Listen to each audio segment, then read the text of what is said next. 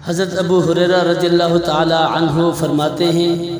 کہ رسول اللہ صلی اللہ تعالی علیہ وآلہ وسلم ارشاد فرماتے ہیں کہ 3 شخص کی دعا رد نہیں کی جاتی۔ روزہ دار جس وقت افطار کرتا ہے اس وقت کی دعا رد نہیں کی جاتی۔ نمبر 2، عادل بادشاہ، عادل بادشاہ کی دعا رد نہیں کی جاتی۔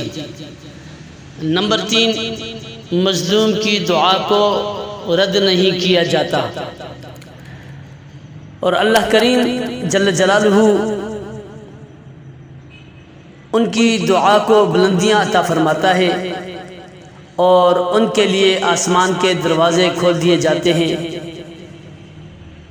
اللہ رب العالمین فرماتا ہے کہ مجھے اپنی عزت و جلال کی قسم،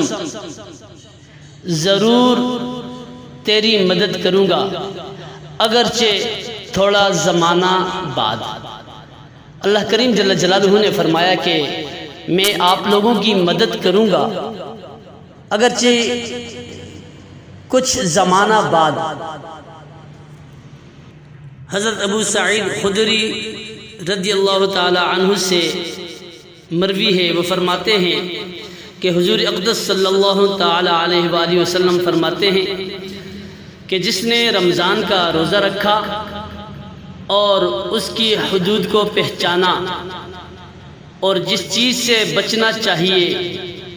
اس سے بچا، تو جو کچھ جو پہلے کر چکا ہے اس کے لیے کفارہ ہو گیا ہے۔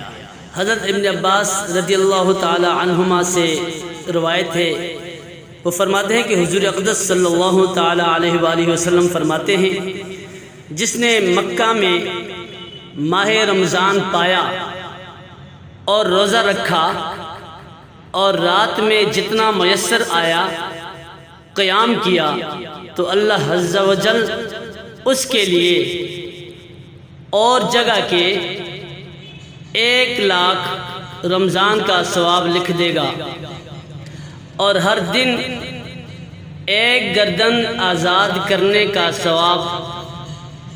اور ہر رات 1 گردن آزاد کرنے کا ثواب،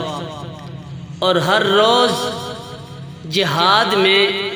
گھوڑے پر سوار کر دینے کا ثواب، اور ہر دن میں حسنہ اور ہر رات میں اس کے لیے حسنہ لکھا جاتا ہے، یعنی ہر دن اور ہر رات میں اس کے لیے نیکیاں لکھی جاتی ہیں۔